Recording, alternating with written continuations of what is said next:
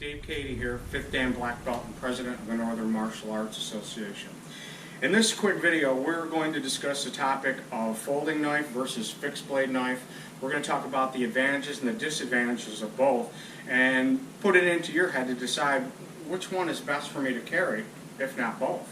Now, if we look at people nowadays, I scan people for weapons. It's just part of me from when I used to be a police officer. I'm looking at people, not necessarily because they're a threat, it's just something that's built into me for my awareness levels. I see a ton of clip knives out there. This was your daddy's pocket knife or your granddaddy's pocket knife. My grandfather carried a pocket knife constantly because it was a tool.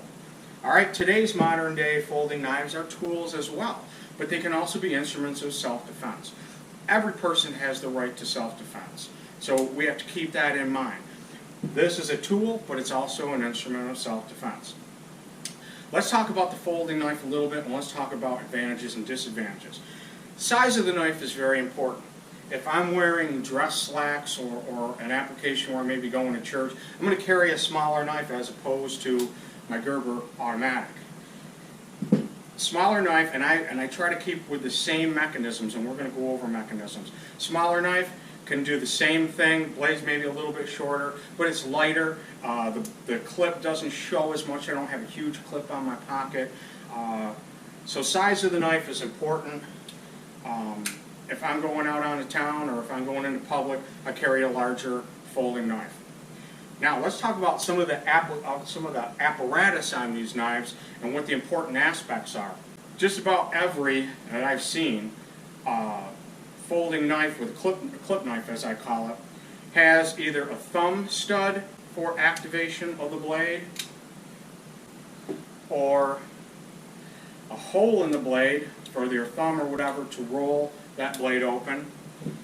Some have, on the end, they have an activation device where you can pull it with your forefinger or with your thumb, but just a way to get it as you're drawing it, to get it opened up so you can bring that knife into action.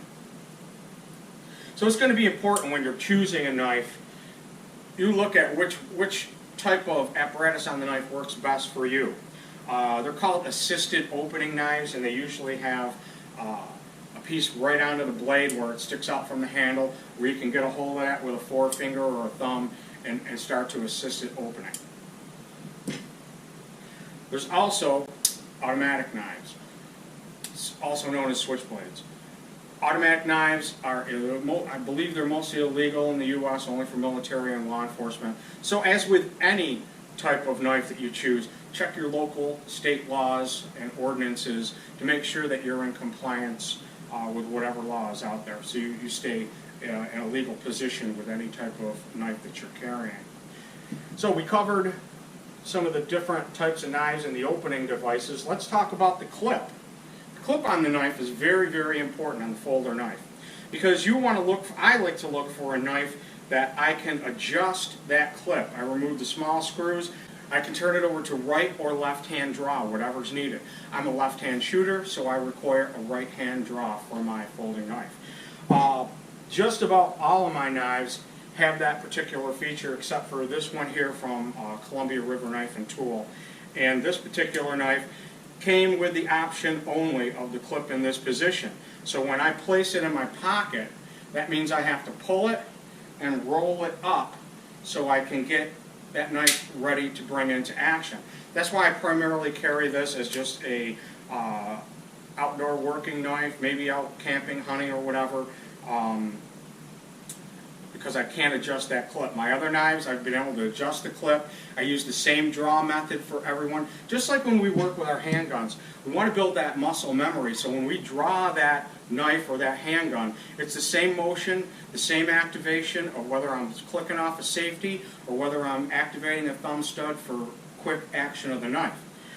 Now, in any of these knives, when you're opening that knife, you're going to open it partially. Now, if you're outside working or whatever, there's really no necessity for putting that quick snap in there, but it is an action that you would like to get used to. When you draw it, open, snap that knife with your wrist, locking that blade in place. That action conducts the knife so in a manner so the linear lock works and that blade is locked into place. Very important that your blade locks in place. So you want to get to a practice with whatever particular knife you're going to carry of drawing and activating that knife. Now in our next video we're going to start from drawing, activation, going to a defensive stance. We'll cover all that in the next video, but like I said earlier, we want you to start thinking about what type of knife am I going to carry.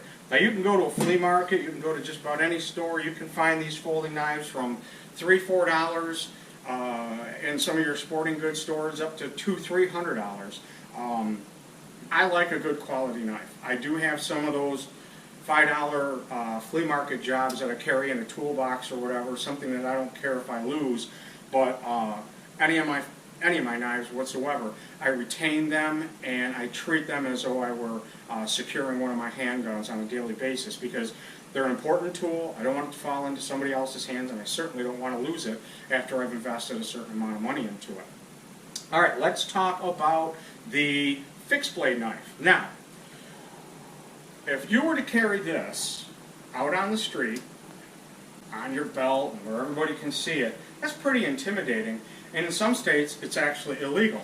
And like I stated earlier, you're going to want to check your state and local laws to see what is actually legal for you to carry. This is a USMC K-Bar. This is World War II version out of my World War II collection. That is a survival or a combat knife. It really does not have an application for everyday carry out on the street, unless you're looking to intimidate somebody or you're looking to cause problems for yourself. You're going to see a lot of the outlaw motorcycle gangs will carry large knives on their belts. It's an intimidation factor, and if you do come across somebody that you do observe carrying a large fixed blade knife, it should automatically get into your brain that there is a possibility for a problem there if you have any interaction with that individual. This particular fixed blade knife is made by Topps, T-O-P-P-S. Topps makes an excellent product, and I don't really like to particularly endorse any product. I'm basically showing you these because these are my favorites. I've worked with dozens of different knives, and I've come to the point where I have certain knives that I like for certain aspects. This particular fixed blade knife, I carry this when I go camping. It has a Kydex sheath. Okay, the reason I like the Kydex sheath is that knife can be reholstered because it stays open, much like a Kydex holster. When you go to reholster that gun, it's always the same. Same thing with these type of knives. This particular knife has a belt, very nice, strong belt clip on it, strong belt clip, and this clip is, you can rotate this clip. So if I wanted to carry this in an upright position, I could carry it in an upright position, or I could carry it in a horizontal cross draw position. Now you probably noticed already I'm carrying a fixed blade knife right here in a horizontal cross draw position, and we're going to get into that in just a second. So this, I mean, if you look at this blade, we're over 4 inches. I would not carry this particular knife in a plainclothes situation. I did carry this knife when I was on the SWAT team. It was on my belt, and I wanted a larger fixed blade knife that I could use for prying, cutting, or combat if necessary. I like the serrated edges because I can cut rope, I can cut seat belts, I can cut things that need to be cut, not cut. So a fixed blade knife of this size is great for hunting, fishing, camping, combat use, but it's not something I would carry every day. This particular knife, this fixed blade knife by Topps again, is the perfect size because it is small, blade is smaller, so it doesn't exceed any length that may put me in an illegal situation. It's extremely strong, it's one-piece construction, has micarta handles, again a Kydex sheath with a rotating clip, and the draw is similar to my larger knife. This particular knife I carry quite a bit, and I carry this at the small of my back, and I practice the draw constantly because this is the hand that's going to retain my weapon or help me regain my weapon in an event that there's a fight for it. So this is an excellent choice too, and a fixed blade knife of this size is awesome. Now let's go into this little bit larger knife. Horizontal carry is becoming extremely popular. Small of the back, I can take this, I can slide it into the front, hooded sweatshirt over the top, but the thing about the horizontal carry is the knife is quickly brought into action. And I do have a nice cutting surface there. This is basically a combat or self-defense type of application. Kydex sheath, so it's easily reholstered securely. Like I said, I can slide it back a little bit with a shirt over the top. Just an excellent choice if you're going to go with a fixed blade knife. Now, you should have your mind thinking already, gee, what is best for me? What fits my application the best? For me, and in my everyday life, I carry both. I carry both a folding knife and I carry a fixed blade knife, and I have started carrying this horizontal carry knife, not in an everyday application, but if I'm going to be out at night or in a dangerous type of situation, I carry it with an over jacket over it, hooded sweatshirt, so it's concealable. I don't want to be walking around downtown with this hanging off of me. I don't want anybody to see. I mean, you might see my clip knife, but you're not going to see that. The horizontal carry also allows you to draw with either hand, right or left. So horizontal carry is something that's becoming popular, and there are some excellent choices for knives out there.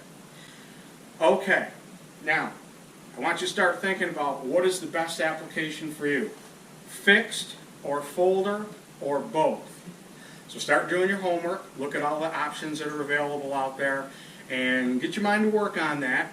We're going to be coming out with a part 2 where we'll actually go into drawing techniques, defensive stances, and some of the different defensive techniques, whether it be slashing, poking, or whatnot.